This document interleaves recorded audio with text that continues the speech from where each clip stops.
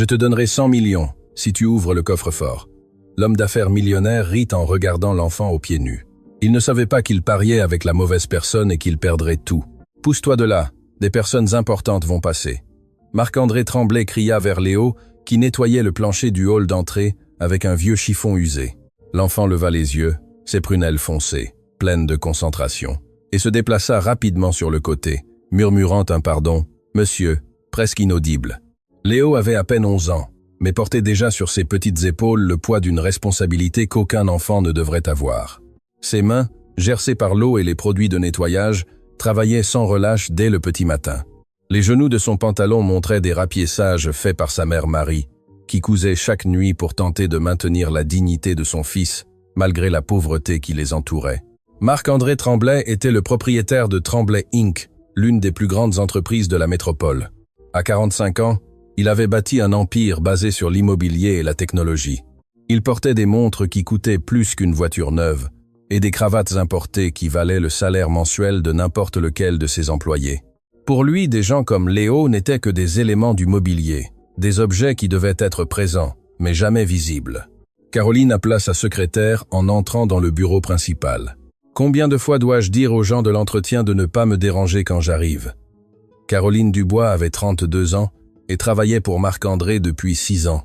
Elle avait appris à gérer son tempérament explosif et ses commentaires blessants. Monsieur Tremblay, l'enfant faisait juste son travail. Il arrive à 6 heures du matin pour nettoyer avant que les employés n'arrivent. « Et en quoi ça m'intéresse ?»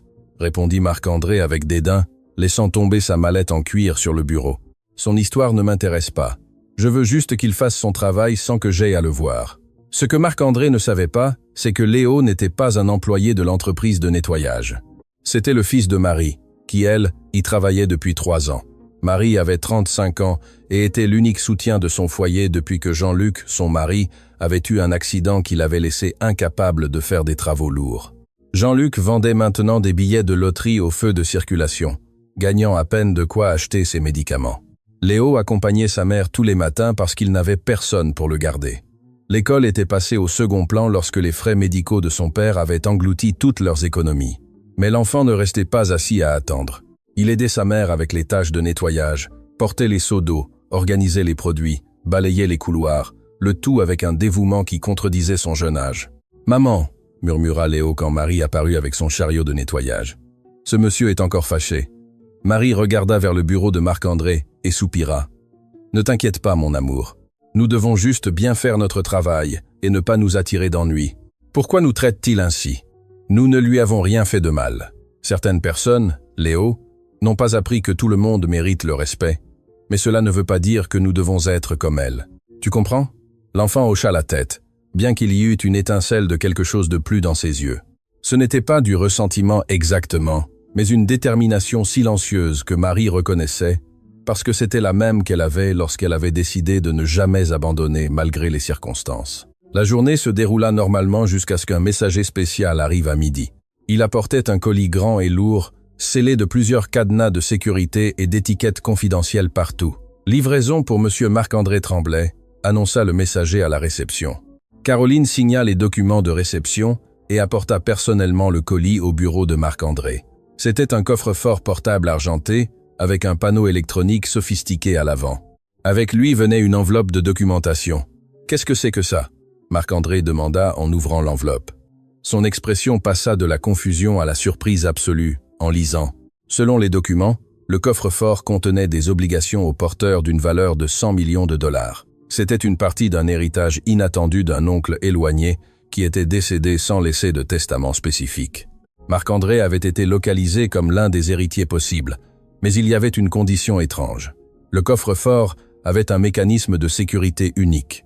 Il fallait résoudre une série d'énigmes mathématiques et logiques pour l'ouvrir, sans mot de passe numérique ni combinaison traditionnelle. Si quelqu'un tentait de le forcer, il s'autodétruirait avec son contenu. Le défi était délibéré. Conception de l'oncle excentrique qui croyait que seule une personne vraiment intelligente méritait l'héritage. « C'est ridicule », marmonna Marc-André en examinant le panneau. Il y avait des chiffres, des symboles mathématiques, et ce qui semblait être une équation complexe qui changeait chaque fois qu'il touchait un bouton. Il appela son équipe d'exécutifs. 3 hommes arrivèrent rapidement, tous en costumes coûteux et avec des diplômes universitaires impressionnants. Pendant 1 heure, ils tentèrent de déchiffrer le mécanisme. Ils essayèrent différentes combinaisons, cherchèrent des motifs, consultèrent Internet, rien ne fonctionnait. Il doit y avoir un moyen. Marc-André répétait encore et encore en frappant le bureau avec frustration. 100 millions de dollars ne peuvent pas être enfermés là sans moyen de les sortir, monsieur. L'un des exécutifs suggéra. Pourquoi n'appelons-nous pas un expert en coffre-fort? J'ai déjà essayé, répondit Marc-André. Le fabricant dit que c'est un modèle personnalisé, unique au monde. Ils n'ont pas les outils pour l'ouvrir sans le détruire. La nouvelle se répandit dans tout l'immeuble comme une traînée de poudre. Des employés de tous les départements commentaient le mystérieux coffre-fort et la fortune qu'il contenait.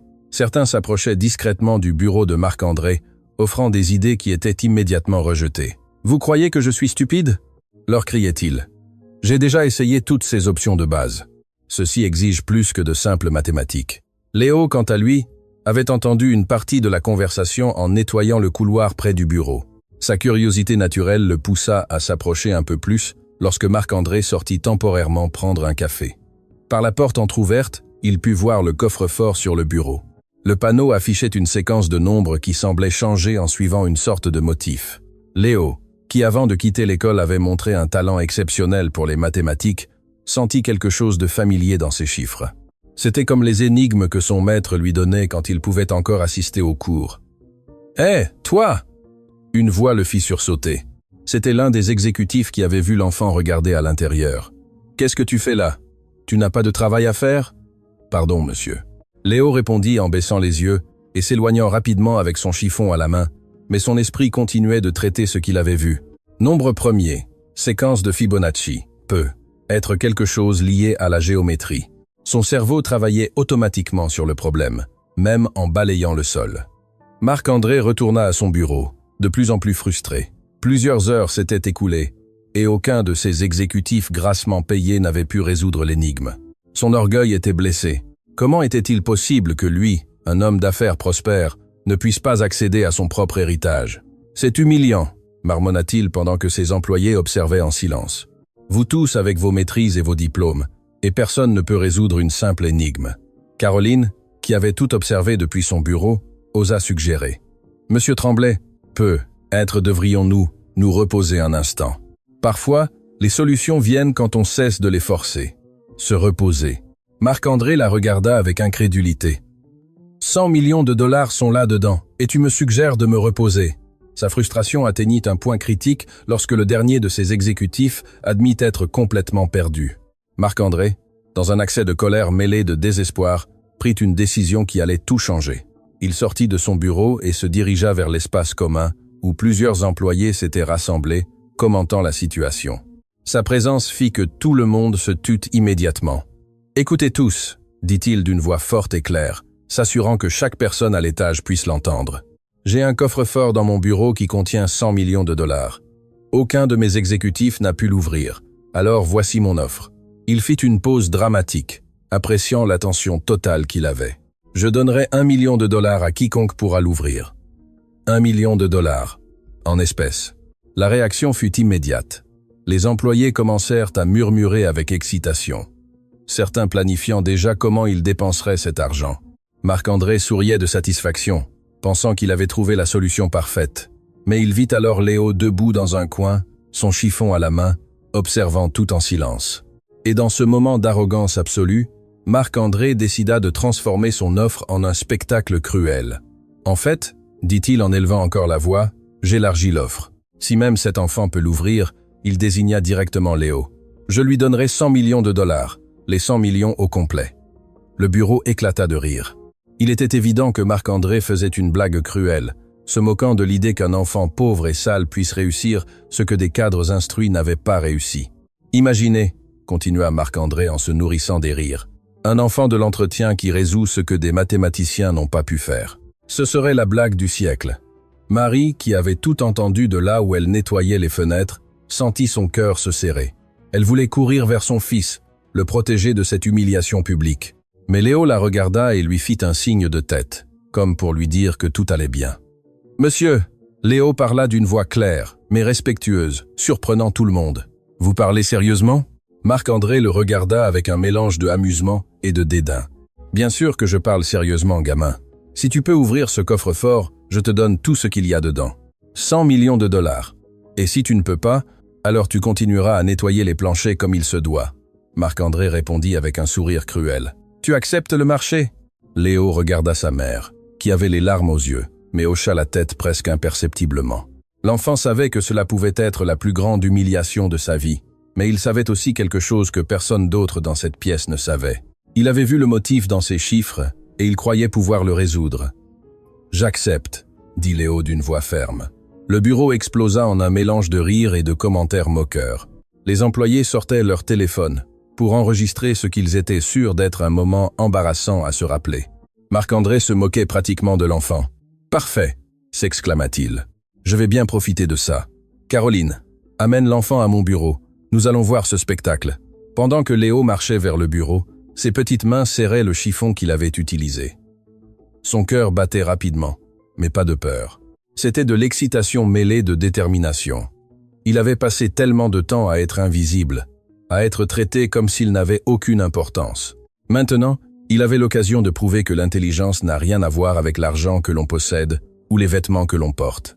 Marc-André ne savait pas qu'il était sur le point de recevoir la leçon la plus coûteuse et la plus humiliante de toute sa vie, que l'enfant aux pieds nus qu'il avait méprisé était sur le point de tout changer.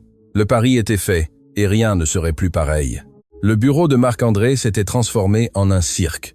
Les employés se pressaient à la porte, tendant le cou pour mieux voir, tandis que d'autres filmaient avec leur téléphone sous tous les angles possibles. La scène était si absurde que personne ne voulait la manquer. Un enfant aux pieds nus avec des vêtements rapiécés, face à un coffre-fort de haute technologie qui avait vaincu des cadres universitaires. « Laissez de la place au génie », dit Marc-André avec sarcasme, faisant un geste exagéré pour que Léo s'approche du bureau. « Nous ne voulons pas qu'il soit distrait pendant qu'il fait sa magie. » Les rires emplirent la pièce. Léo marcha lentement, sentant le poids de tous ses regards sur lui. Caroline observait depuis son bureau avec une expression qui mélangeait pitié et curiosité. Marie était restée dans le couloir, incapable d'entrer, mais incapable aussi de s'éloigner. « Eh bien, maître », continua Marc-André en croisant les bras et en se penchant sur sa chaise en cuir. « Vous avez tout le temps du monde, bien que je suppose que nettoyer les planchers ne vous a pas donné beaucoup d'expérience avec la technologie avancée. » Léo se tint devant le coffre-fort, ignorant les commentaires. Ses yeux se fixèrent sur le panneau électronique. Les nombres dansaient sur l'écran. 2, 3, 5, 7, 11, 13, 17. C'était exactement ce qu'il avait pensé. Une séquence de nombres premiers, mais ça ne s'arrêtait pas là. « Tu as déjà abandonné ?» demanda l'un des exécutifs depuis la porte. « Il n'y a pas de honte à admettre que c'est trop pour toi. » Léo ne répondit pas. Son petit doigt, encore taché de saleté sous les ongles, malgré s'être lavé les mains, toucha doucement l'écran. Les nombres changèrent. 1, 2, 3, 5, 8, 13. Fibonacci. Son ancien professeur de mathématiques lui avait enseigné cette séquence quand il allait encore à l'école. Il touche des boutons au hasard. Quelqu'un se moqua. Ça va mal finir. Mais Caroline, qui avait une meilleure vue du panneau, remarqua quelque chose de différent. L'enfant n'appuyait pas sur des boutons au hasard. Ses mouvements étaient délibérés, calculés. Il y avait un motif dans ce qu'il faisait. Marc-André commença aussi à le remarquer. Son sourire moqueur s'estompa légèrement quand il vit la concentration absolue sur le visage de Léo. Ce n'était pas l'expression de quelqu'un de perdu et confus. C'était l'expression de quelqu'un qui résolvait un problème qu'il comprenait. « Attendez un instant. » Marc-André se pencha en avant. « Vous savez vraiment ce que vous faites ?» Léo ne répondit pas. Ses yeux se déplaçaient entre différentes sections du panneau, identifiant des motifs qui s'entremêlaient. Ce n'était pas seulement une séquence, mais plusieurs travaillant simultanément. Des nombres premiers dans une colonne, Fibonacci dans une autre, et quelque chose de plus dans la troisième qu'il lui fallut un instant pour reconnaître. « Carré parfait », murmura-t-il pour lui-même. « I, S, Tio, Cheleo, Archewu, Saint-Cheleo. » Dans son esprit, Léo revint aux après-midi dans son ancienne école, lorsque le professeur Duval restait après les cours pour lui enseigner des énigmes mathématiques. Les mathématiques sont le langage universel. Léo lui disait, « Peu importe d'où tu viens ou les vêtements que tu portes, les chiffres ne discriminent pas. » Ce professeur avait vu quelque chose de spécial en lui. Il avait rempli des demandes de bourse, parlé avec des directeurs d'écoles privées. Mais ensuite l'accident de Jean-Luc est arrivé, et tout cela a dû être mis de côté. « Hé, La voix de Marc-André le sortit de ses pensées. « Je t'ai posé une question. Tu sais ce que tu fais ou tu me fais juste perdre mon temps ?»« Je travaille dessus, monsieur. » Léo répondit sans lever les yeux du panneau. Marc-André lâcha un rire court et nerveux. Pour la première fois depuis qu'il avait lancé son pari cruel, il sentit une petite pointe d'inquiétude. Sûrement l'enfant ne pourrait pas. Ce n'était vraiment pas impossible. C'était juste un coup de chance qu'il ait identifié quelques séquences de base. Léo appuya sur une série de chiffres dans un ordre spécifique.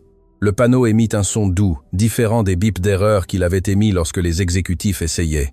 C'était un ton de confirmation. « Qu'est-ce que c'était » demanda l'un des employés. « Rien, c'est sûrement une autre erreur » répondit Marc-André, bien que sa voix sonna moins assurée qu'avant. Caroline s'approcha un peu plus, fascinée. Elle avait travaillé assez longtemps dans ce bureau pour reconnaître quand Marc-André était nerveux, et en ce moment, il l'était. Son pied frappait le sol à plusieurs reprises. Un tic qui n'apparaissait que lorsque quelque chose le rendait anxieux. Léo continua à travailler. Le panneau montrait maintenant une nouvelle couche de complexité. Des symboles géométriques, des triangles, des cercles, des carrés, chacun avec un chiffre à l'intérieur. C'était une énigme dans une énigme. C'est ridicule. Marc-André se leva de sa chaise. Ça fait déjà 10 minutes. Avoue que tu n'as aucune idée de ce que tu fais et finissons-en.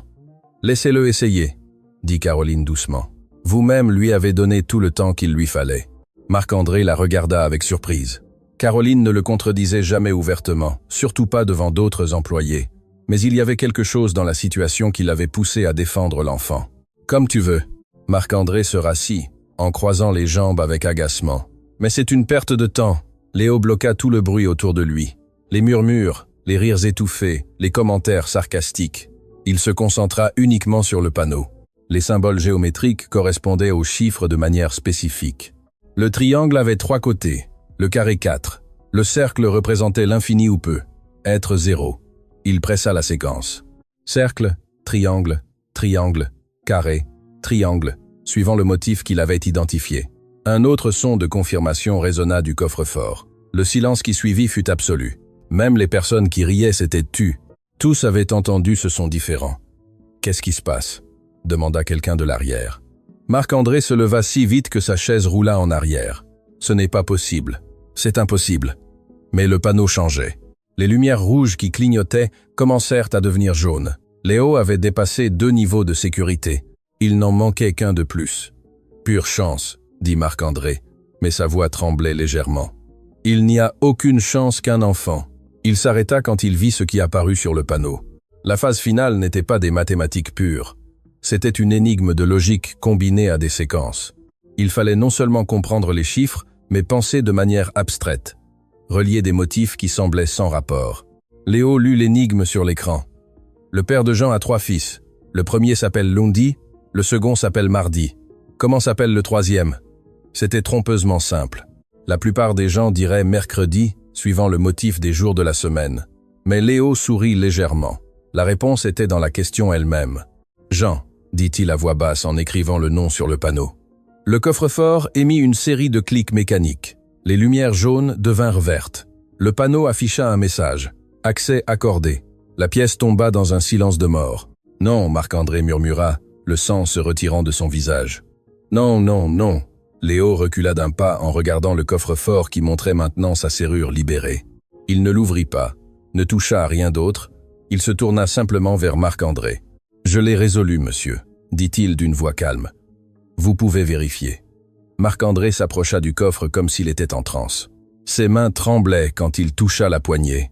La porte s'ouvrit doucement, révélant l'intérieur rempli d'obligations au porteur, exactement comme le disaient les documents, 100 millions de dollars en certificats négociables. Le silence fut rompu par le son de quelqu'un laissant tomber son téléphone. Puis un autre. Les employés qui avaient tout enregistré étaient si choqués qu'ils oublièrent de tenir leurs appareils. « Il l'a fait », murmura Caroline en portant une main à sa bouche. « Il l'a vraiment fait. » Marc-André fixait l'intérieur du coffre-fort, son cerveau incapable de traiter ce qui venait de se passer. L'enfant qu'il avait humilié publiquement, l'enfant dont il s'était moqué, l'enfant qu'il avait traité comme invisible pendant des mois, venait de résoudre une énigme que même ses cadres les mieux payés n'avaient pu déchiffrer. « C'est de la triche », dit-il finalement, sa voix sonnant creuse.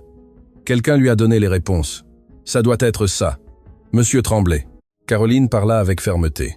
Nous étions tous ici. Personne ne lui a rien dit. L'enfant l'a résolu seul. Alors c'était de la chance. Pure chance aveugle. De la chance à 3 niveaux d'énigmes différents, demanda l'un des employés qui avait observé attentivement. Chaque niveau exigeait un raisonnement différent. Ce n'est pas de la chance. Léo resta immobile, observant Marc-André s'effondrer. Il ne ressentait ni joie ni satisfaction, juste une profonde tristesse de voir un adulte refuser d'accepter la réalité. Marie entra finalement dans le bureau, des larmes coulant sur ses joues. Elle s'agenouilla près de son fils et l'embrassa fortement. « Je suis si fière de toi », lui murmura-t-elle à l'oreille. « Maman, je l'ai vraiment fait ?»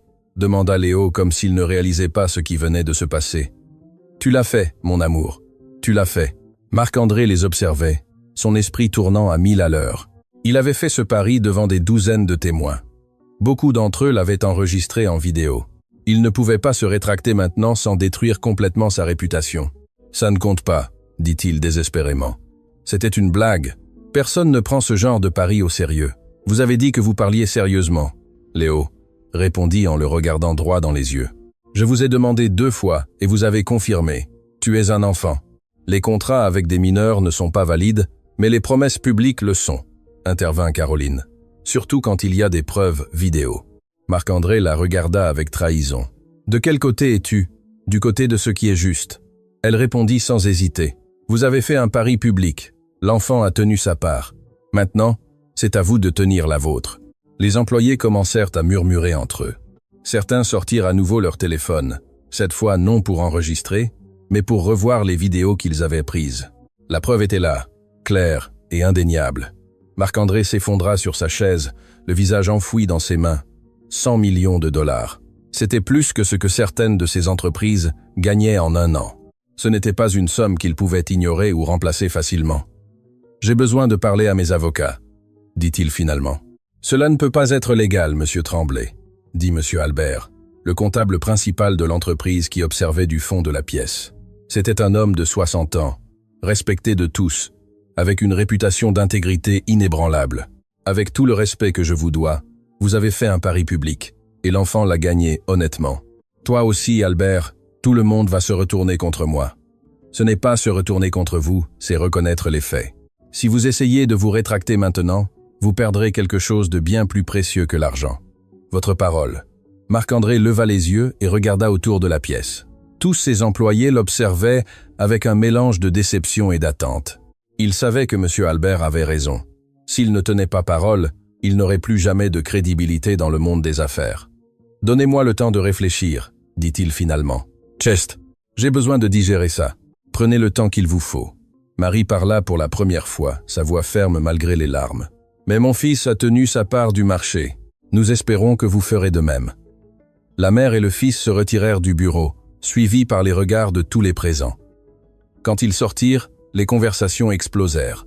Les employés débattaient de ce qui venait de se passer, des implications, de l'incroyable fait d'avoir été témoin de ce moment.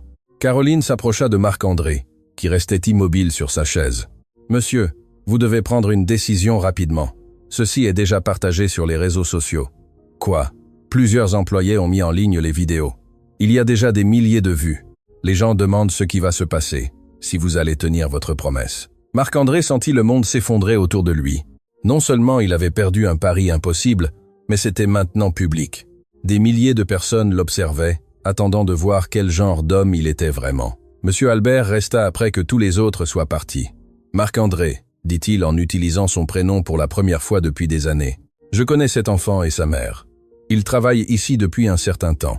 Ce sont de bonnes personnes qui ont traversé des situations très difficiles. Et qu'est-ce que ça change ? Ça change que vous avez l'opportunité de faire quelque chose d'extraordinaire, non seulement de tenir une promesse, mais de changer des vies.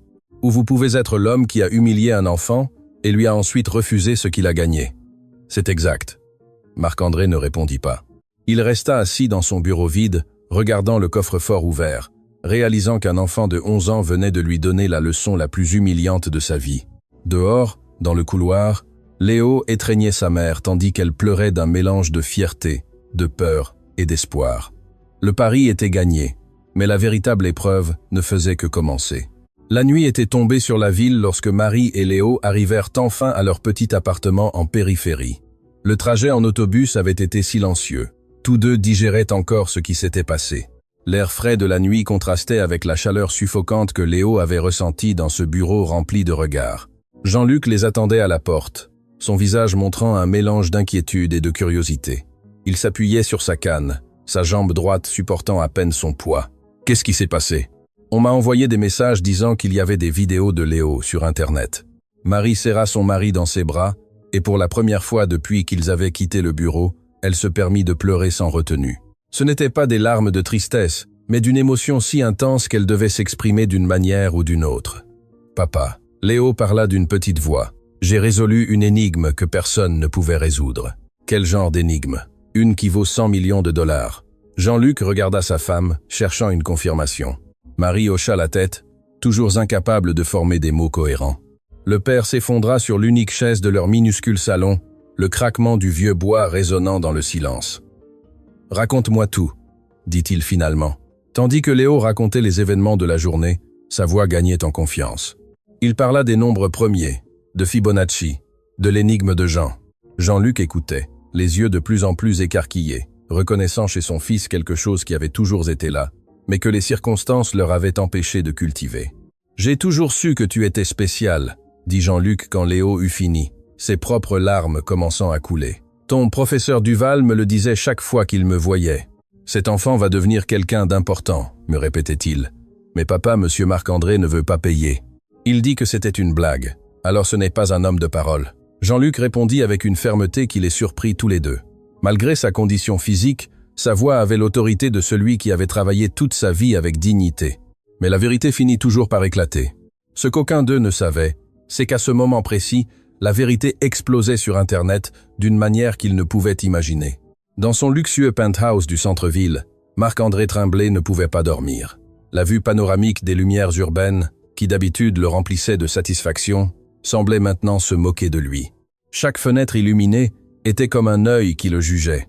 Son téléphone n'avait pas cessé de sonner depuis des heures. Des appels de partenaires commerciaux, des messages de sa famille, des notifications incessantes des réseaux sociaux. Il avait essayé de l'éteindre, mais l'anxiété de ne pas savoir ce qui se passait était pire que d'affronter la réalité. Finalement, à 2 heures du matin, il abandonna et ouvrit son téléphone. Ce qu'il vit le glaça. La vidéo avait explosé. Non pas des milliers de vues, comme Caroline l'avait mentionné, mais des millions. Le clip où il faisait le pari cruel à Léo avait été vu plus de 3 millions de fois. La vidéo de Léo ouvrant le coffre-fort, 5 millions. Les commentaires étaient dévastateurs. Cet homme est la définition de la cruauté. Cet enfant est un génie, et ce type veut juste l'humilier. S'il ne tient pas sa promesse, il devrait aller en prison. Quelqu'un sait où travaille ce monsieur ? Nous devons rendre justice. Marc-André sentit une sueur froide couler dans son dos. Ce n'était pas seulement un problème de réputation personnelle, c'était une crise qui pouvait détruire tout ce qu'il avait construit. Il composa le numéro de son avocat, ignorant l'heure. Alberto Roy, son conseiller juridique depuis 15 ans, répondit d'une voix ensommeillée. « Marc-André, il est 2 heures du matin. »« Alberto, c'est une urgence. Tu as vu les vidéos ?» Un long soupir de l'autre côté de la ligne. « Je les ai vus. Tout le pays les a vus. J'ai besoin d'options légales. Il doit y avoir un moyen d'annuler ça. »« Marc-André, écoute-moi attentivement. » La voix d'Alberto perdit toute trace de sommeil et devint sérieuse. Techniquement, un pari verbal public devant témoins et avec des preuves vidéo a un poids légal, surtout lorsque les deux parties ont rempli leur part de l'accord. Les deux parties, c'est un enfant qui a fait exactement ce que vous lui avez demandé. Il a ouvert le coffre-fort. Vous avez promis 100 millions de dollars, et il l'a fait. Il y a des témoins, il y a une vidéo, il y a des preuves. Marc-André marcha vers la fenêtre en regardant la ville endormie en bas. Alors, que me recommandez-vous ? En tant que votre avocat, je vous dis que payer est l'option la moins dommageable. En tant qu'ami, je te dis que c'est la bonne chose à faire. 100 millions de dollars, Alberto. Ce n'est pas de la petite monnaie, je sais, mais le coût de ne pas payer sera bien plus élevé. Il y a déjà des pétitions en ligne demandant le boycottage de ton entreprise. Des clients se demandent s'ils veulent faire affaire avec quelqu'un comme ça. Ta réputation vaut plus que 100 millions. Marc-André raccrocha sans dire au revoir, ce qu'il n'avait jamais fait auparavant. Le mur de verre devant lui reflétait un homme qu'il ne reconnaissait pas, ébouriffé, cerné, vaincu. Son téléphone vibra à nouveau. Cette fois, c'était un message de sa sœur aînée, Gabrielle, qui vivait en France, et qu'il respectait plus que quiconque au monde. Marc-André, je viens de voir les vidéos. Qu'est-ce que tu es devenu? Maman aurait eu honte. Cette phrase le frappa plus fort que n'importe quel commentaire sur Internet. Sa mère était décédée 5 ans auparavant, une femme humble qui avait nettoyé des maisons pour payer son éducation. Elle avait été comme Marie, travailleuse, digne, sacrifiée. Pour la première fois depuis des années, Marc-André Tremblay pleura. À l'aube du lendemain, la ville se réveilla avec l'histoire, à la une de tous les journaux. Millionnaire humilie un enfant prodige et refuse de payer. Léo, l'enfant de 11 ans qui a résolu l'impossible. Justice pour Léo. Des milliers de personnes exigent que l'entrepreneur tienne parole. À l'école où Léo avait étudié, le professeur Duval arriva tôt comme toujours. Un collègue l'arrêta dans le couloir, lui montrant la vidéo sur son téléphone. Duval. Ce n'est pas ton élève, Léo Gagnon? Le professeur ajusta ses lunettes en regardant l'écran. Ses yeux se remplirent de larmes lorsqu'il vit son ancien élève résoudre les énigmes avec la même concentration qu'il montrait en classe. « C'est lui, » murmura-t-il. « Je savais qu'il était brillant, mais ça, c'est extraordinaire. Pourquoi a-t-il quitté l'école? Un tel talent. Problèmes familiaux. Son père a eu un accident. Ils avaient besoin d'argent. J'ai essayé de lui obtenir des bourses, mais les démarches sont lentes et le besoin était urgent. » Le professeur s'assit à son bureau, une idée se formant dans son esprit. Il prit son téléphone et commença à passer des appels. Si cet homme d'affaires n'allait pas faire ce qui était juste, il s'assurait que Léo reçoive les opportunités qu'il méritait d'autres manières. Chez Tremblay Inc., l'ambiance était tendue depuis l'arrivée du premier employé. Caroline avait été l'une des premières à entrer, se retrouvant face à une foule de journalistes à la porte de l'immeuble. « Est-il vrai que votre patron a humilié un enfant? Va-t-il tenir sa promesse? Où est Monsieur Tremblay ?» Elle navigua entre les caméras sans commenter, mais son cœur battait à tout rompre. Elle n'avait jamais vu ça. La réception de l'immeuble ressemblait à une zone de guerre médiatique. Monsieur Albert était déjà dans son bureau quand elle arriva. Le comptable avait l'air fatigué, comme s'il n'avait pas dormi non plus. « Caroline, ça a dégénéré, » dit-il sans préambule. « Je viens de recevoir des appels de 3 clients importants demandant s'ils doivent annuler leur contrat. Vraiment, vraiment. L'image de l'entreprise est en crise totale. Et tout ça à cause de l'arrogance d'un homme. Croyez-vous qu'il paiera? Monsieur Albert soupira profondément. Je connais Marc-André depuis 20 ans. Il est fier, têtu, parfois cruel, mais il n'est pas stupide. Il finira par voir qu'il n'a pas le choix. À 9 heures du matin, Marc-André arriva à l'immeuble, portant des lunettes de soleil et une casquette, essayant de passer inaperçu. Ça ne fonctionna pas. Les journalistes l'encerclèrent immédiatement. Monsieur Tremblay, allez-vous tenir votre promesse? Que dites-vous aux gens qui appellent au boycottage de votre entreprise? Regrettez-vous d'avoir humilié Léo? Marc-André se fraya un chemin à l'intérieur sans répondre, le son des flashs des caméras résonnant comme des coups de feu dans ses oreilles. Son cœur pompait si fort qu'il le sentait dans ses tempes. Quand il arriva à son bureau, il trouva M. Albert qui l'attendait. « Nous devons parler maintenant. » Marc-André enleva ses lunettes, révélant des yeux rouges et gonflés. « Alberto, s'il te plaît, ne commence pas. 3 clients ont annulé ce matin. 5 autres réévaluent leur relation commerciale avec nous. Les actions de nos filiales chutent. Les employés ont peur de perdre leur emploi. Pourquoi? C'est un pari personnel. Ça n'a rien à voir avec l'entreprise. Ça a tout à voir avec l'entreprise quand votre PDG est le visage de cette entreprise. » Monsieur Albert laissa tomber un dossier sur le bureau. « Voici les projections de notre département des relations publiques. Si vous ne réglez pas cela en 48 heures, nous pourrions perdre jusqu'à 30% de notre clientèle. » Marc-André ouvrit le dossier, les mains tremblantes. Les chiffres étaient terrifiants, pire que toute crise financière qu'il avait affrontée. « Il y a plus, » Alberto continua. « J'ai reçu un appel du syndicat des travailleurs. Ils envisagent une grève en solidarité avec Léo. Ils disent que si vous traitez un enfant de cette manière, comment traitez-vous vos employés? C'est ridicule, le monde est devenu fou. » Non, Marc-André. Le monde réagit à une injustice évidente. Vous avez humilié publiquement un enfant vulnérable. Vous avez parié quelque chose que vous ne vouliez pas perdre, et maintenant vous refusez de tenir parole. Les gens ne sont pas stupides. Marc-André s'effondra sur sa chaise, regardant le coffre-fort toujours ouvert sur son bureau.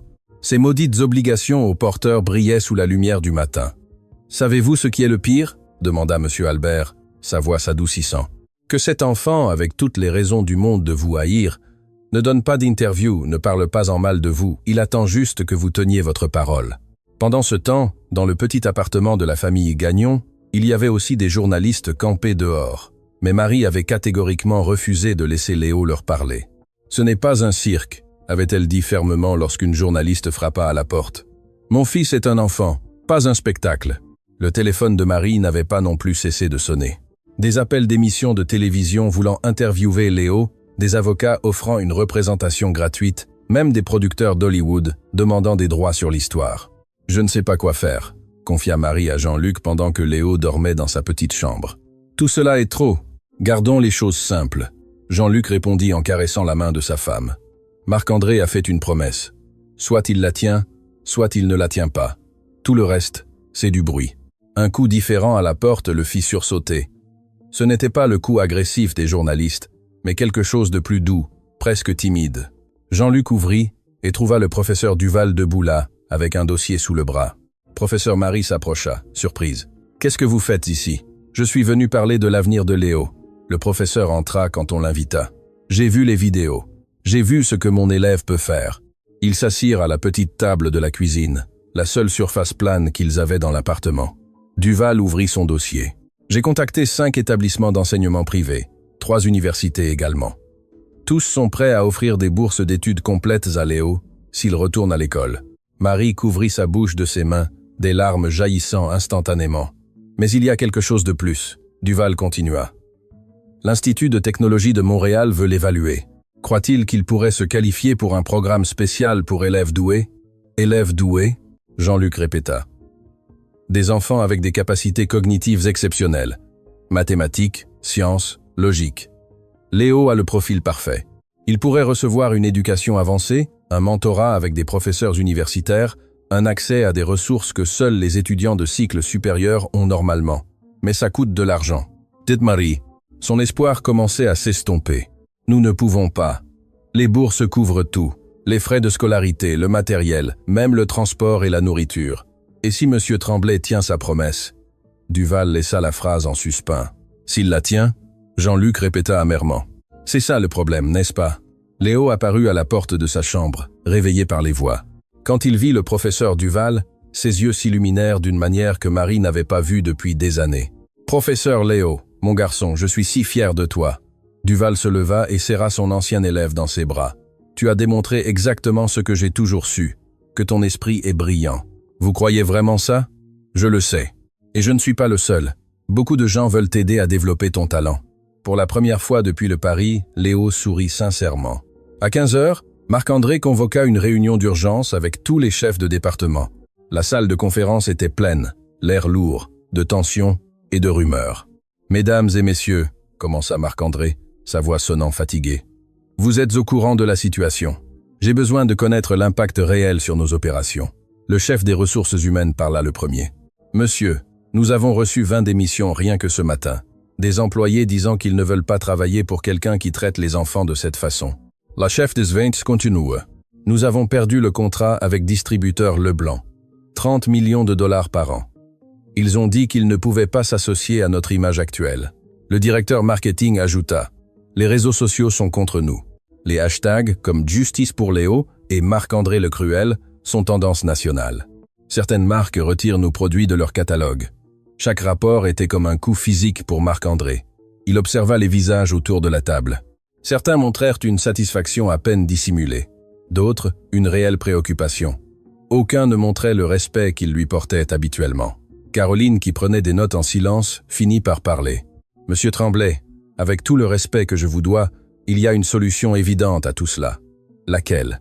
Tenir votre promesse publiquement avec humilité. Transformer cela en une histoire de rédemption plutôt qu'une de cruauté. » Marc-André la regarda longuement. « Vous me dites de m'humilier publiquement ? Je vous dis de faire ce qui est juste. » Caroline répondit sans baisser le regard. « L'orgueil ne vaut pas ce que vous êtes en train de perdre. » Monsieur Albert se leva. « Marc-André, je vais te dire quelque chose que personne d'autre n'a pu être le courage de dire. Ta mère nettoyait des maisons pour que tu puisses étudier. Elle travaillait à genoux à laver des planchers pour que tu puisses porter une cravate. Et maintenant, tu méprises une femme qui fait exactement la même chose pour son fils. » Le silence dans la pièce était absolu. Personne n'osait respirer. « Marie est votre mère il y a 30 ans. » Alberto continua. « Léo, c'est vous à 11 ans avec un talent qui a besoin d'opportunités. La différence est que votre mère a trouvé des gens qui l'ont respecté. Allez-vous être celui qui enlèvera cette opportunité à un autre enfant? Marc-André sentit l'air lui manquer. Il n'avait jamais fait ce lien, mais maintenant qu'Alberto le mettait en mots, c'était impossible de l'ignorer. « J'ai besoin de temps pour réfléchir », dit-il finalement. Sa voix n'était qu'un murmure. « Vous n'avez pas le temps. » Le chef des finances intervint. « Demain, c'est la date limite pour 3 contrats importants. Tous ont dit qu'ils attendaient de voir comment vous alliez résoudre cela avant de signer. Nous parlons de 200 millions de dollars en jeu. » Marc-André leva les yeux brusquement. 200 millions. Oui. Donc la vraie question est, allez-vous perdre 200 millions pour ne pas en payer 100? L'ironie était brutale et parfaite. Marc-André avait parié 100 millions pensant qu'il ne perdrait jamais. Maintenant, perdre ces 100 millions pourrait lui en sauver 200. Mais au-delà des chiffres, quelque chose d'autre commençait à peser sur sa conscience. L'image de sa mère à genoux nettoyant des planchers. L'image de Marie faisant exactement la même chose. L'image de Léo avec ce talent brillant caché derrière des vêtements rapiécés et des mains gercées. « Je veux parler à l'enfant », dit-il finalement. « Organiser une réunion privée. Seulement lui, sa mère et moi. » Caroline hocha la tête. « Je vais essayer, monsieur, mais je ne sais pas s'ils accepteront. Faites-leur savoir que je veux m'excuser. » Vraiment, pour la première fois depuis des jours, quelque chose comme de l'espoir apparut sur le visage de ses employés. Juste être que leur patron n'était pas complètement perdu. La question était, serait-ce suffisant ou le mal était-il déjà fait de manière irréparable? Dehors, les journalistes attendaient toujours, les caméras filmaient toujours, le monde observait toujours. Et dans un petit appartement de la périphérie, un enfant de 11 ans attendait simplement qu'un adulte tienne parole. La réunion fut fixée pour le lendemain à 10 sept, dans un lieu neutre, le bureau du notaire public, maître Richard Leblanc, un homme de 70 ans à la réputation impeccable dans la ville. Caroline avait suggéré l'endroit pour que les deux parties se sentent en sécurité, loin des caméras et du chaos médiatique. Marie avait passé la nuit précédente sans dormir, se tournant et se retournant dans son petit lit, tandis que Jean-Luc ronflait doucement à ses côtés. Devrait-il faire confiance à Marc-André? Était-ce une autre humiliation déguisée en réconciliation? Et si elle emmenait Léo et que les choses s'aggravaient? Nous devons y aller. Jean-Luc lui avait dit ce matin-là, alors qu'ils prenaient leur petit déjeuner de pain et de café dilué. Si nous n'y allons pas, nous nous demanderons toujours ce qui aurait pu se passer. De plus, Léo mérite d'entendre ce que cet homme a à dire. Léo était inhabituellement silencieux pendant qu'il se préparait. Il avait mis ses meilleurs vêtements, un pantalon qu'il ne portait que pour les occasions spéciales, et une chemise que Marie avait repassée 3 fois jusqu'à ce qu'elle soit parfaite. L'enfant se regarda dans le petit miroir brisé de la salle de bain, passant ses mains dans ses cheveux pour essayer de dompter ses boucles rebelles. « Tu es très beau, mon amour », lui dit Marie depuis la porte, sa voix se brisant légèrement. « Maman, crois-tu qu'il veuille vraiment s'excuser ?» Marie s'agenouilla devant son fils, prenant ses petites mains entre les siennes. « Je ne sais pas, Léo.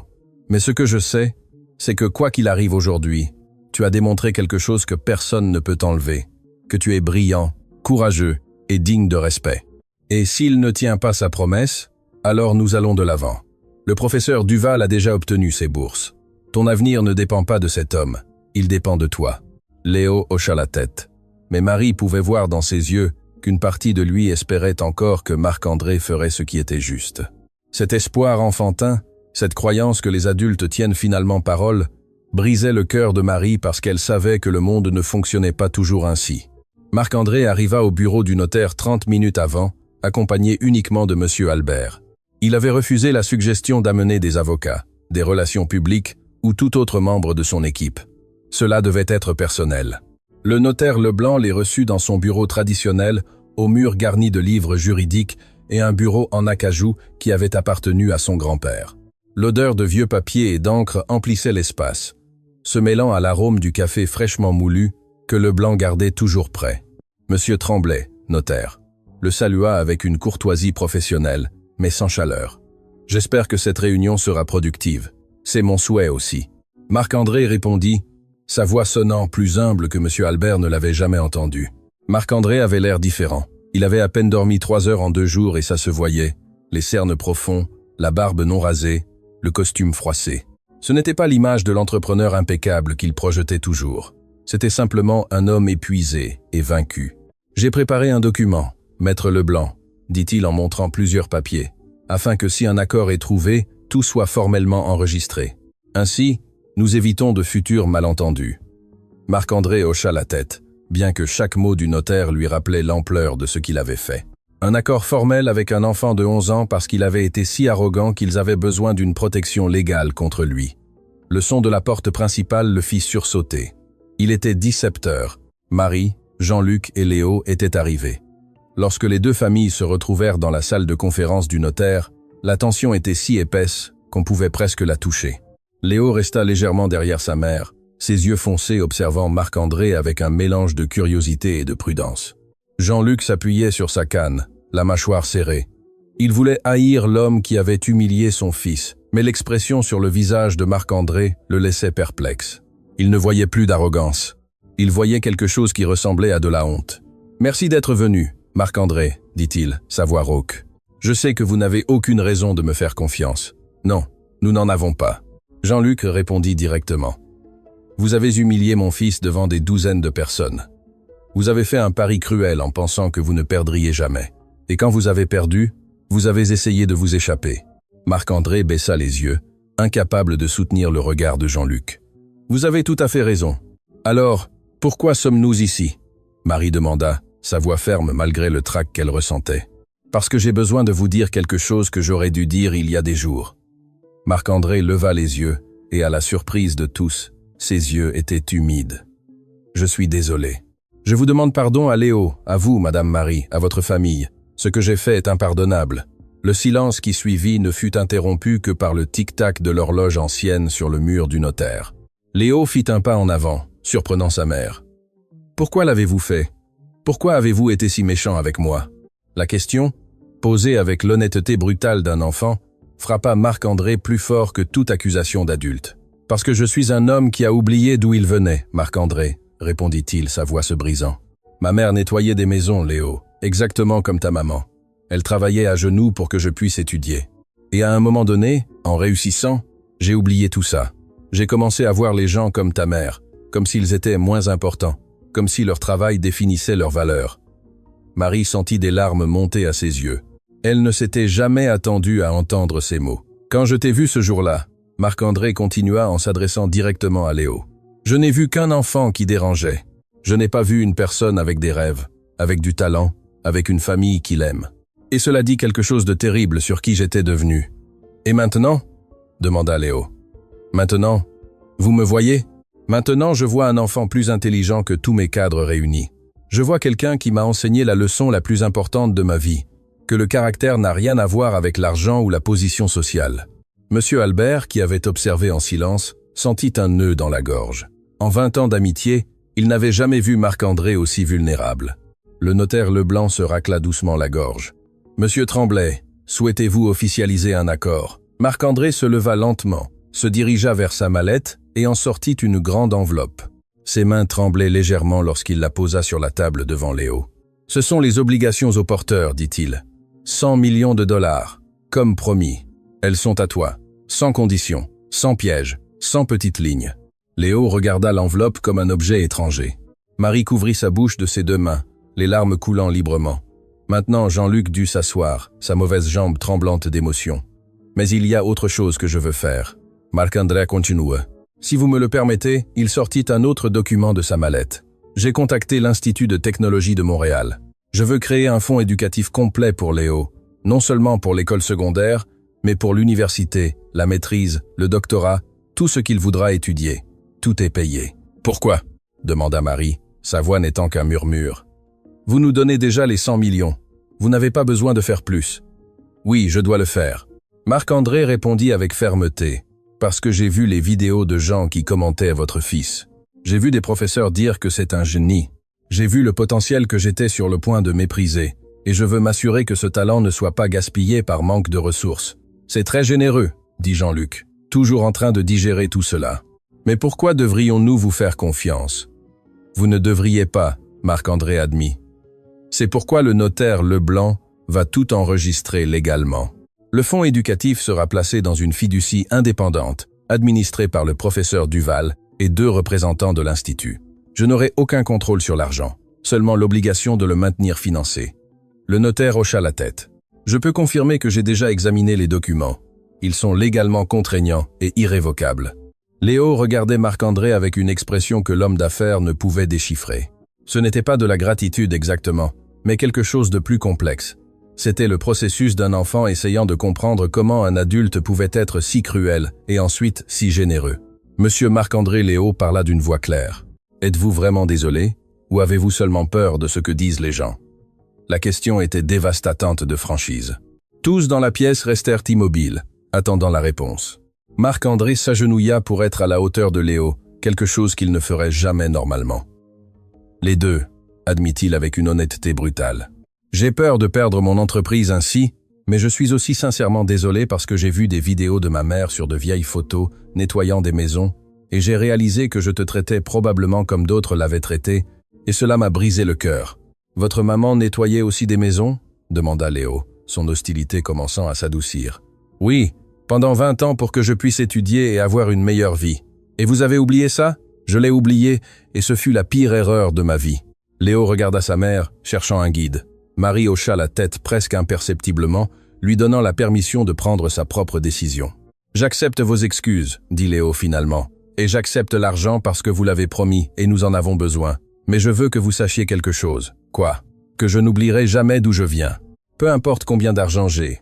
Je me rappellerai toujours que ma maman nettoyait des planchers et que mon papa vendait des billets de loterie au feu de circulation parce qu'ils m'ont appris que le travail honnête est digne, peu importe lequel. » Les mots de Léo résonnèrent dans la pièce comme des cloches.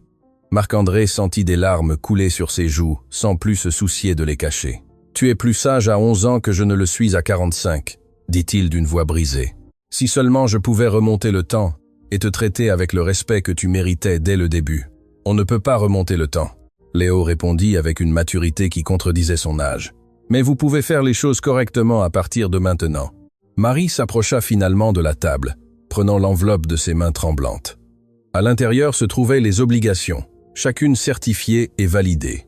100 millions de dollars, plus d'argent qu'ils n'en avaient jamais vu de toute leur vie combinée. « Cela va changer nos vies, » murmura-t-elle, à peine capable de croire que c'était réel. « Ça les a déjà changés. » Monsieur Albert parla pour la première fois. « Ça a tout changé pour tous les présents. » Le notaire Leblanc commença à préparer les documents finaux. Il y avait des contrats à signer, des certifications à valider, des sceaux à poser. Le processus prit presque 1 heure pendant laquelle les deux familles restèrent dans la pièce, l'air s'éclaircissant progressivement de tension. Madame Marie. Marc-André parla pendant qu'ils attendaient que le notaire finisse. « Je veux vous offrir quelque chose de plus. » Plus. Marie le regarda avec une méfiance retrouvée. « Un emploi réel dans mon entreprise, pas dans le nettoyage, mais aux ressources humaines, comme conseillère en biens, être des employés. Quelqu'un qui s'assure que les travailleurs soient traités avec dignité. » Marie cligna des yeux, confuse. « Mais je n'ai pas d'études pour ça. Vous avez quelque chose de mieux que des études. L'expérience. Vous savez ce que ça fait d'être invisible, d'être dévalorisé. Cela vous rend parfaite pour le poste et nous paierons pour toute formation dont vous auriez besoin. » Jean-Luc serra la main de sa femme. « C'est ta décision, mon amour. » Marie regarda Marc-André longuement, cherchant des signes de tromperie ou de manipulation, mais ce qu'elle vit était de la sincérité, fatiguée, imparfaite, mais réelle. « Je vais y réfléchir, » dit-elle finalement. « Mais si j'accepte, ce sera parce que je veux bien faire ce travail, pas par charité. »« Je n'en attendrai pas moins, » répondit Marc-André. Quand les documents furent enfin prêts, le notaire les présenta un par un. Transfert d'obligations, création de la fiducie éducative, modalité de l'emploi potentiel de Marie. Tout signé, scellé, certifié. C'est fait. Leblanc annonça. Tout est officiel et juridiquement contraignant.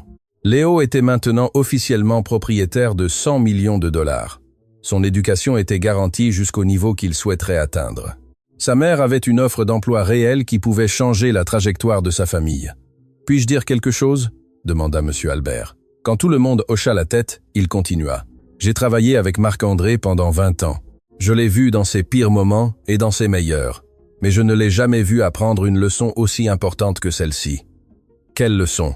demanda Léo. « Que le vrai succès ne se mesure pas en argent, mais en la façon dont nous traitons les gens, surtout ceux qui ne peuvent pas se défendre. » Marc-André hocha la tête, incapable de parler à cause du nœud dans sa gorge. Quand ils sortirent du bureau du notaire, le soleil commençait à se coucher, peignant le ciel d'orange et de rose.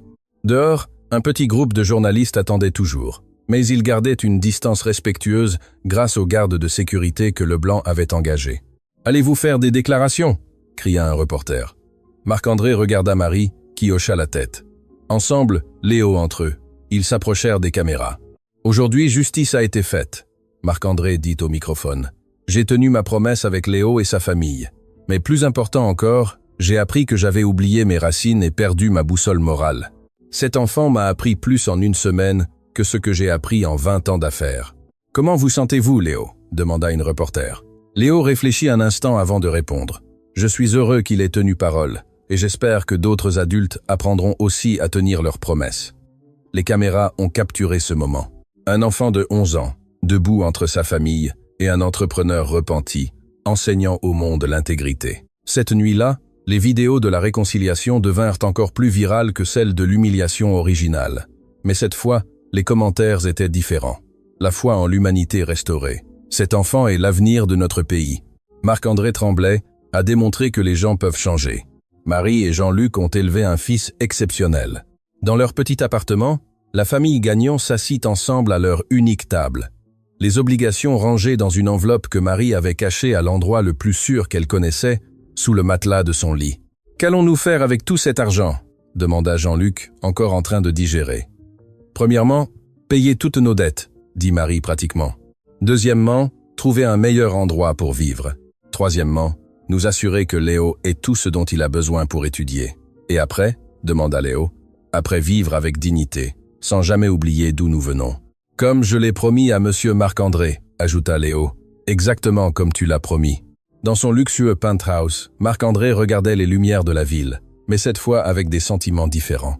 Il avait perdu 100 millions de dollars, avait presque perdu son entreprise, avait été humilié publiquement, mais il avait gagné quelque chose qu'il ne savait pas qu'il avait besoin. Une seconde chance d'être la personne que sa mère avait élevée, la personne qui respectait le travail honnête, qui valorisait le caractère plus que l'argent, qui comprenait que tous méritent la dignité. Son téléphone sonna. C'était sa sœur Gabrielle de France. « J'ai vu les vidéos d'aujourd'hui, dit-elle. Maman serait fière. » Ces 4 mots valaient plus que n'importe quelle fortune. L'histoire avait pris un tournant inattendu, mais elle n'était pas encore terminée. Le véritable impact de tout ce qui s'était passé ne faisait que commencer à se révéler. L'aube arriva différemment pour la famille Gagnon. Pour la première fois depuis des années, Marie se réveilla sans le nœud d'anxiété dans l'estomac, se demandant comment elle paierait les factures ce mois-ci. La lumière du soleil entrait par la petite fenêtre de son appartement, mais tout semblait plus lumineux, comme si le monde lui-même avait changé de couleur. Jean-Luc était déjà réveillé, assis à la table de la cuisine avec une tasse de café, regardant les documents que le notaire leur avait remis. Ses mains, burinées par des années de travail acharné, tremblaient légèrement tandis qu'il tournait les pages encore et encore, comme s'il avait besoin de confirmer que tout était réel. « Tu n'as pas dormi ?» Marie s'approcha, posant une main sur son épaule. « Je pensais à tout ce que nous pouvons faire maintenant, » répondit Jean-Luc, sa voix chargée d'une émotion contenue. « Me faire opérer la jambe, trouver un endroit où Léo aura sa propre chambre, acheter des médicaments sans avoir à choisir quelle maladie nous traitons ce mois-ci. » Marie s'assit à ses côtés, entrelaçant ses doigts aux siens. « Nous allons faire tout ça, mais lentement, avec sagesse. Sais-tu ce qui m'enthousiasme le plus ?» Jean-Luc la regarda avec des yeux brillants, que Léo aura les opportunités que nous n'avons jamais eues. Il va étudier, il va développer ce talent incroyable qu'il a. Il va devenir quelqu'un d'important. Il est déjà quelqu'un d'important. Marie corrigea doucement. Hier, il a enseigné à un homme millionnaire ce que signifie avoir de la dignité. C'est déjà plus grand que n'importe quel diplôme universitaire. Léo apparut à la porte de sa petite chambre, encore en pyjama, les cheveux ébouriffés par le sommeil. « Maman, papa, est-ce que tout ce qui s'est passé hier est vrai ou l'ai-je rêvé ?» Marie tendit les bras et son fils courut vers eux.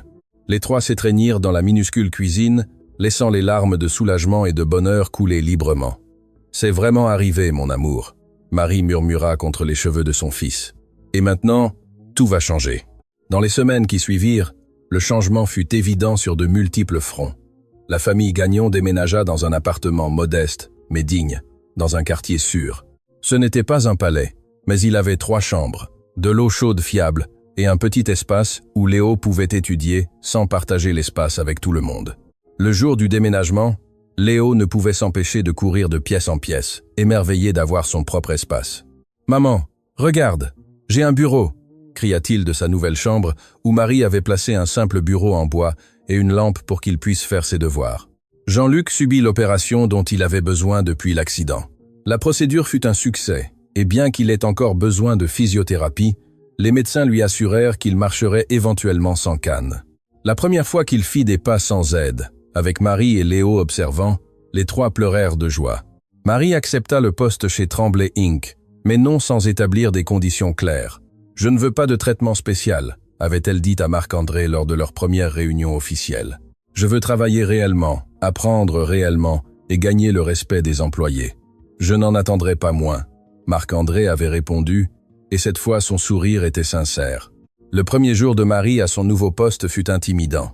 Elle arriva 2 heures en avance, vérifiant encore et encore l'uniforme professionnel qu'elle avait acheté avec une partie de l'argent. Un tailleur simple mais digne, des chaussures confortables mais formelles. Caroline l'avait accueillie avec un sourire chaleureux. « Bienvenue dans l'équipe, Marie, mais maintenant comme collègue, pas comme employée de nettoyage. » J'ai encore du mal à y croire.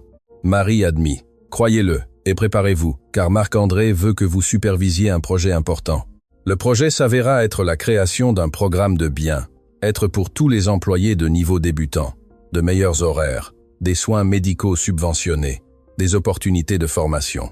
Marie travaillait aux côtés de spécialistes des ressources humaines, apportant la perspective inestimable de quelqu'un qui avait été de l'autre côté. « Nous devons inclure un soutien pour les parents célibataires », suggéra-t-elle lors d'une réunion, se rappelant les fois où elle avait dû choisir entre aller travailler ou s'occuper de Léo lorsqu'il était malade.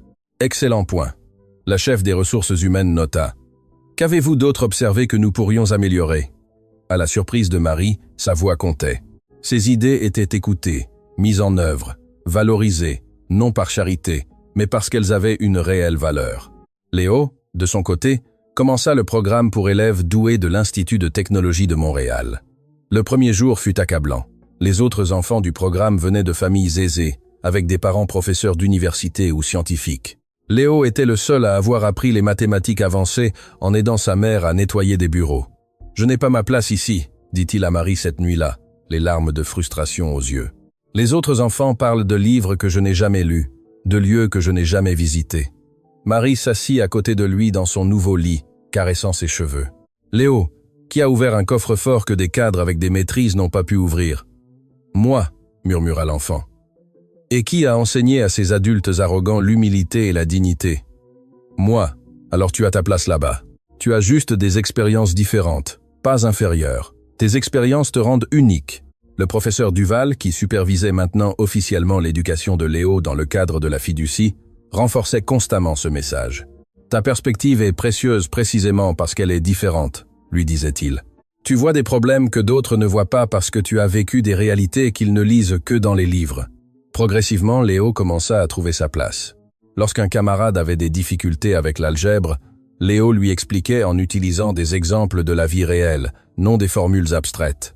Lorsque des problèmes sociaux étaient abordés en classe, Léo apportait des perspectives que seul quelqu'un ayant connu la pauvreté pouvait donner. C'est fascinant de travailler avec lui.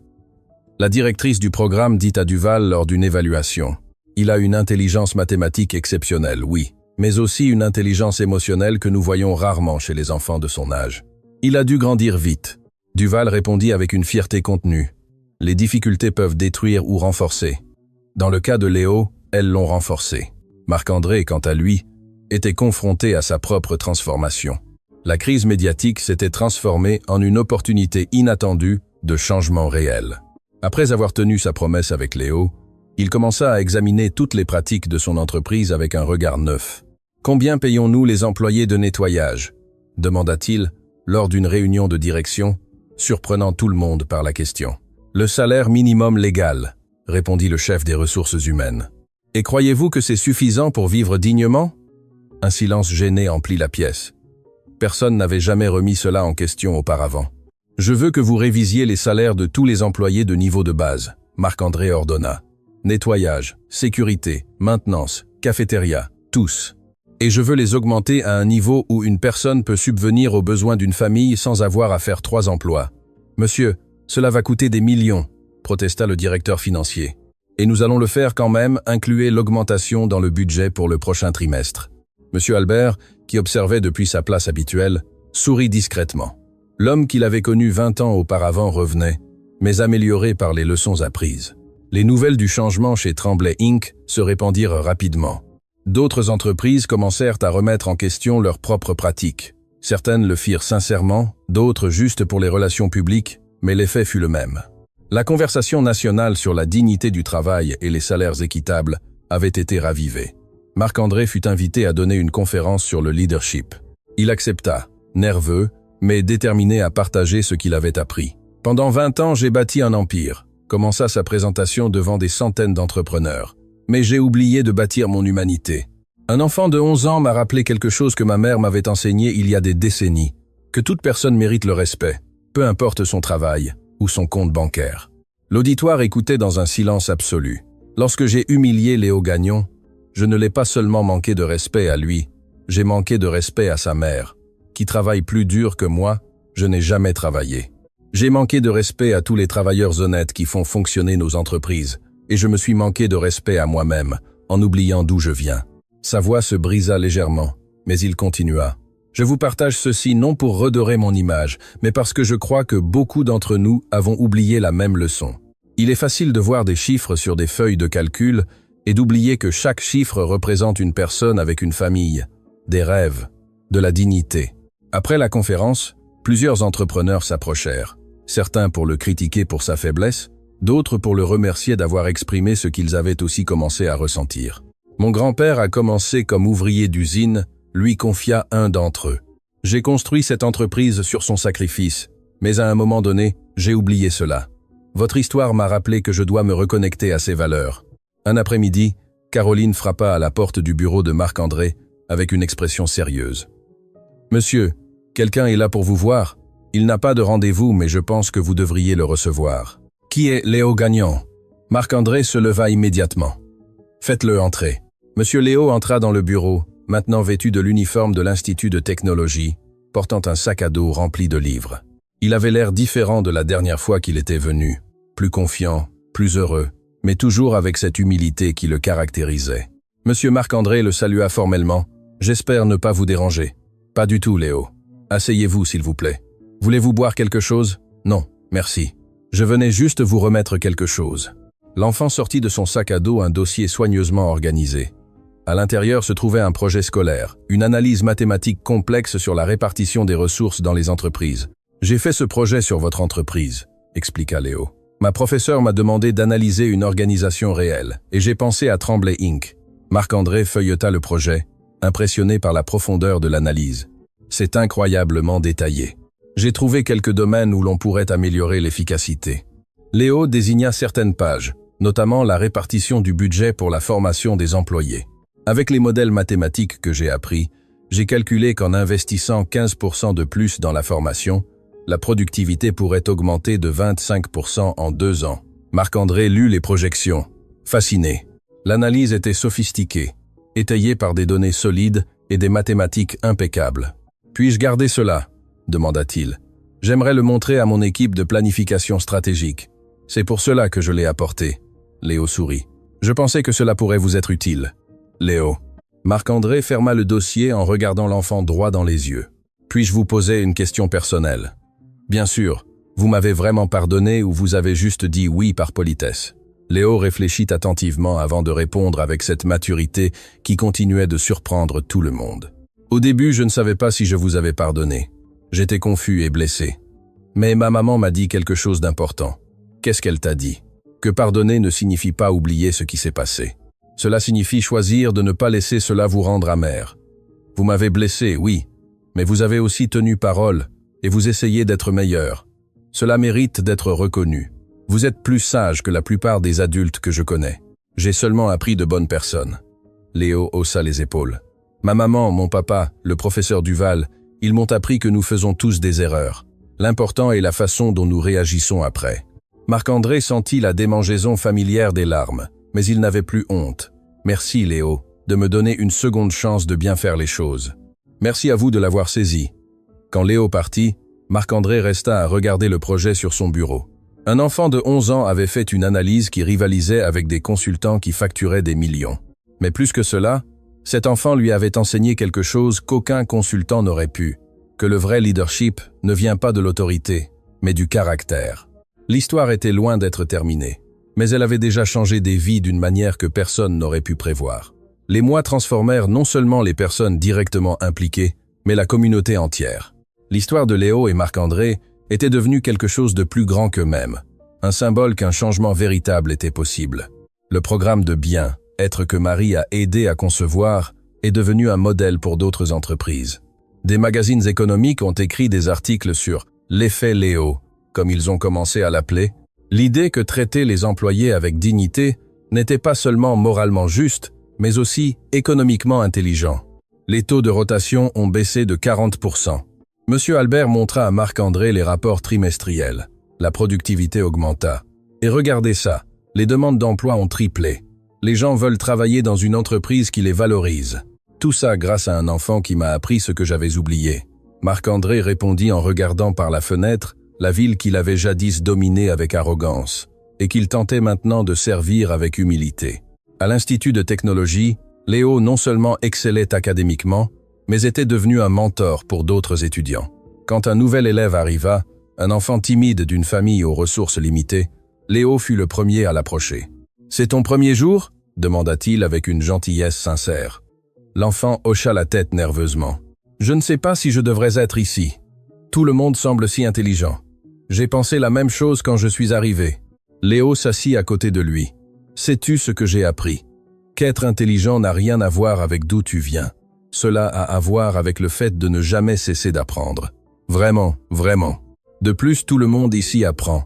Personne n'est né en sachant les équations différentielles. » Le professeur Duval observait la scène depuis la porte de son bureau avec un sourire de fierté.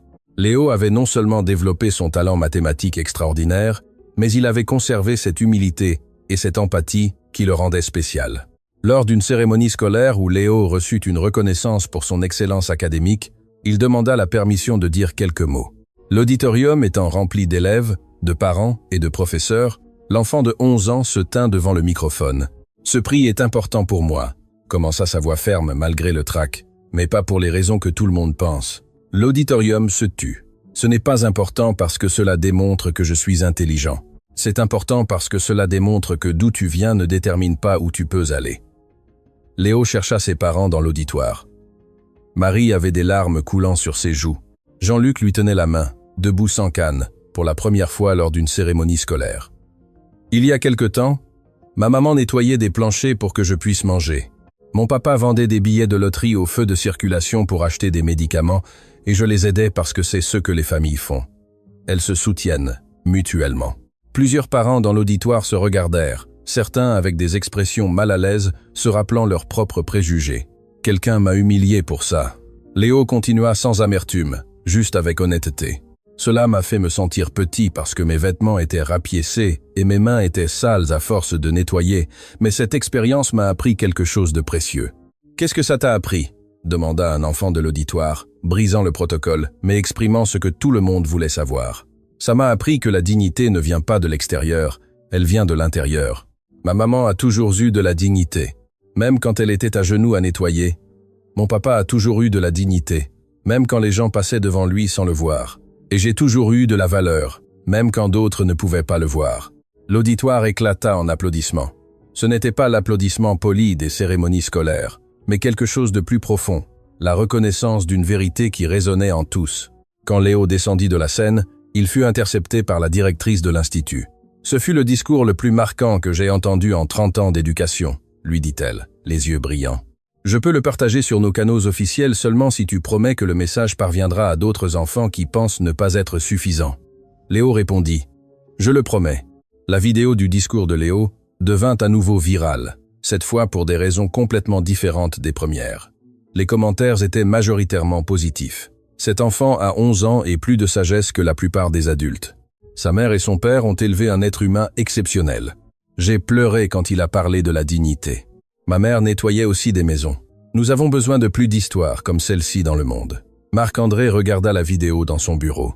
Et pour la énième fois depuis qu'il avait rencontré Léo, il pleura. Mais c'étaient des larmes différentes, non pas de honte ou de regret, mais d'une profonde gratitude d'avoir eu l'occasion d'apprendre de quelqu'un d'aussi spécial.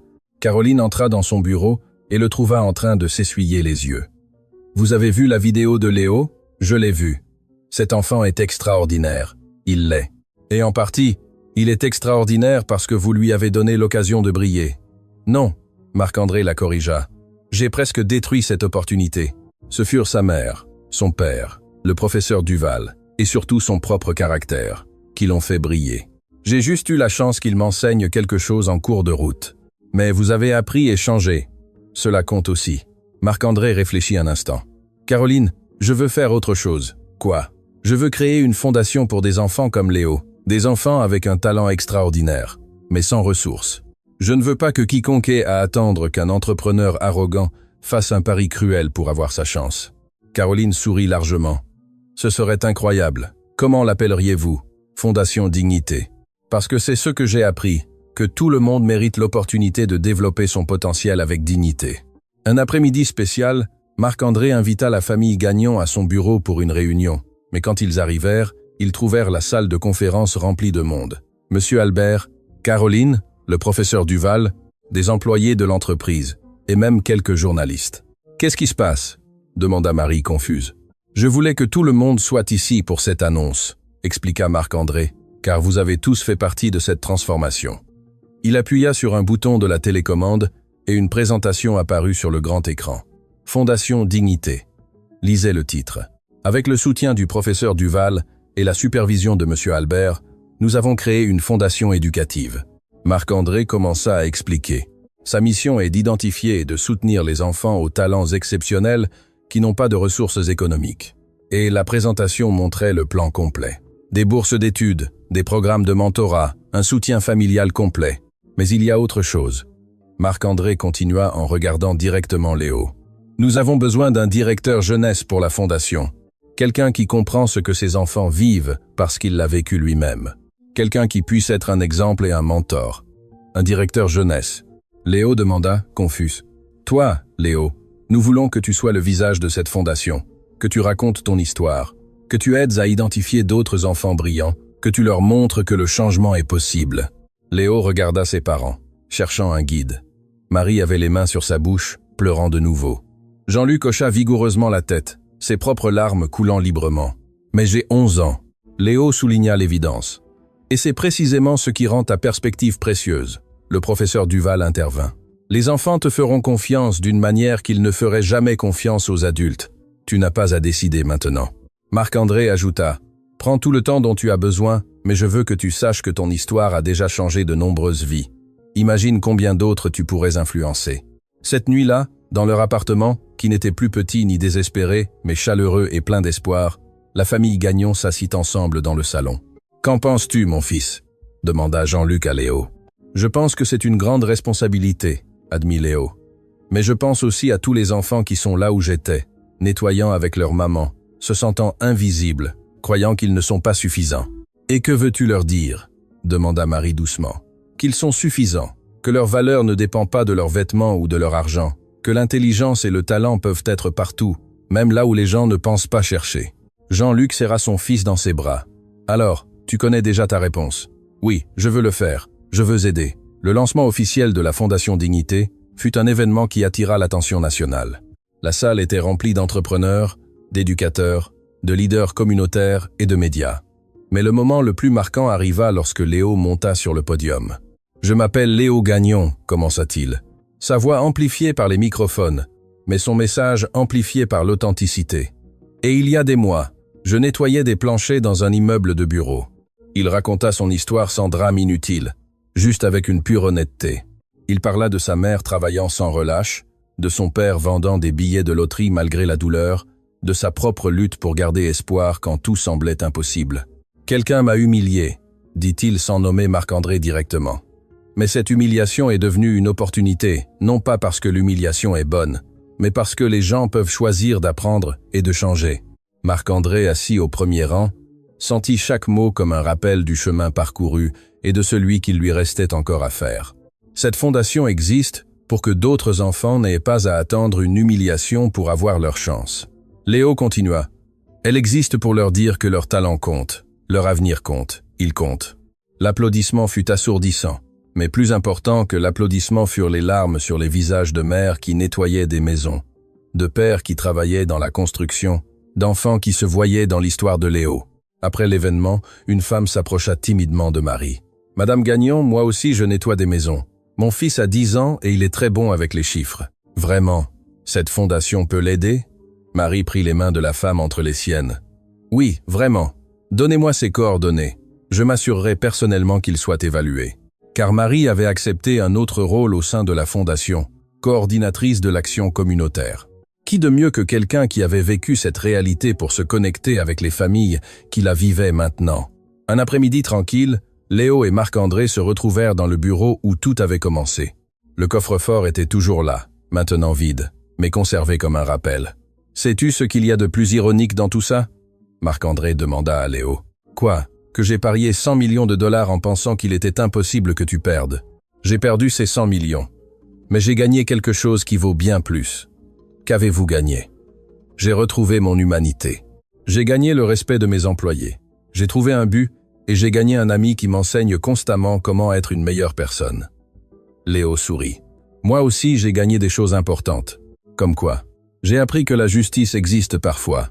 J'ai appris que les gens peuvent changer s'ils le veulent vraiment. Et j'ai appris que ma voix compte même quand je suis le plus petit de la pièce. Ta voix a toujours compté, Léo. J'étais juste trop arrogant pour l'entendre au début. » Ils restèrent un moment dans un silence confortable, regardant par la fenêtre la ville qui s'étendait en contrebas. « Monsieur Marc-André !» Léo rompit le silence. « Il y a quelque chose que je ne vous ai jamais demandé. »« Quoi? Qu'est-ce qui se serait passé si je n'avais pas pu ouvrir le coffre-fort? M'auriez-vous vraiment humilié davantage ?» Marc-André soupira profondément. « Honnêtement, je ne sais pas. L'homme que j'étais à ce moment-là l'aurait probablement fait, mais je suis content de ne pas avoir eu à le découvrir parce qu'en perdant ce pari, j'ai gagné l'opportunité de devenir quelqu'un de meilleur. Nous méritons tous une seconde chance. » Léo dit avec une sagesse qui démentait ses 11 ans. « Oui, et merci de m'avoir donné la mienne. » Le premier anniversaire du jour où Léo ouvrit le coffre-fort fut commémoré de manière spéciale. La Fondation Dignité avait octroyé des bourses d'études complètes à 50 enfants au cours de sa première année. 23 entreprises avaient adopté le modèle de bien, être au travail de Tremblay Inc. Marie avait aidé 30 familles à accéder à des ressources éducatives et Léo, maintenant âgé de 12 ans, restait le même enfant humble, mais avec une confiance qui venait de savoir qui il était et d'où il venait. Lors de la cérémonie d'anniversaire, on lui demanda de prononcer les mots de la fin. Il monta sur le podium, regarda sa mère et son père dans l'auditoire, Marc-André, qui l'observait avec une fierté paternelle, le professeur Duval, qui l'avait soutenu depuis le début. « Il y a 1 an, commença Léo, un homme m'a offert 100 millions de dollars si je pouvais ouvrir un coffre-fort. Il pensait qu'il faisait une blague cruelle. Il ne savait pas qu'il ouvrait quelque chose de bien plus important. Il fit une pause, laissant ces mots résonner. Je n'ai pas ouvert un simple coffre-fort ce jour-là. J'ai ouvert une conversation sur la dignité, sur le respect, sur la valeur de chaque personne, quel que soit son travail ou son origine. Et cette conversation a changé des vies, y compris la mienne. J'ai appris que le véritable trésor n'a jamais été dans ses obligations aux porteurs. Le véritable trésor se trouve dans les opportunités que j'ai maintenant, dans l'éducation que je reçois, en sachant que ma famille va bien, en pouvant aider d'autres enfants à avoir les mêmes opportunités. Léo regarda directement les caméras qui transmettaient en direct à chaque enfant qui me regarde. Si quelqu'un vous fait vous sentir petite à cause de vos vêtements, de votre maison, du travail de vos parents, je veux que vous vous rappeliez quelque chose. Votre valeur n'est pas définie par une autre personne. Vous la définissez par vos actions, votre caractère, votre cœur. À chaque adulte qui me regarde, ne sous-estimez jamais quelqu'un à cause de son apparence. Le prochain génie, le prochain leader, la prochaine personne qui changera le monde, pourrait être en train de nettoyer votre bureau, de vendre des billets de loterie dans la rue ou de servir votre café. Traitez-les avec la dignité qu'ils méritent. Des larmes coulaient sur les visages de tout l'auditoire. Et finalement, Léo conclut d'une voix ferme et claire. Je tiens à remercier la personne qui, sans le vouloir, m'a donné l'occasion de montrer qui je suis. Monsieur Marc-André, merci d'avoir tenu votre promesse. Mais plus important encore, merci d'avoir eu le courage de changer. Vous m'avez enseigné qu'il n'est jamais trop tard pour devenir la personne que nous aurions dû être depuis le début. L'auditoire se leva pour une ovation. Marc-André pleurait ouvertement, sans honte, en applaudissant l'enfant qui avait transformé sa vie. Marie serrait Jean-Luc dans ses bras, tous deux pleurant des larmes de joie, de fierté et de gratitude pour le chemin impossible qui les avait menés à ce moment. Monsieur Albert, de son siège, pensait à la façon dont un enfant de 11 ans avait fait plus pour changer la culture d'entreprise que des décennies de consultants et de séminaires. Le professeur Duval souriait, sachant que son intuition sur le talent de Léo avait été juste, mais que l'enfant avait dépassé même ses attentes les plus élevées. Et dans des foyers à travers tout le pays, des mères qui nettoyaient des maisons serraient leurs enfants plus fort. Des pères qui travaillaient dans des emplois humbles se redressaient. Des enfants qui se sentaient invisibles commençaient à croire que peu être, juste peu être, ils avaient aussi de la valeur.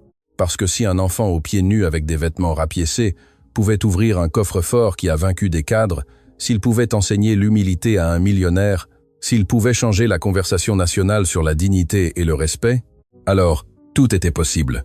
Et ce fut la véritable fortune que Léo trouva ce jour-là. Non pas 100 millions de dollars, mais la compréhension que sa voix comptait, son histoire avait du pouvoir, et son existence faisait une différence dans le monde. Le coffre-fort n'était que le début. Le véritable trésor fut le changement qu'il a généré dans les cœurs, les esprits et les vies.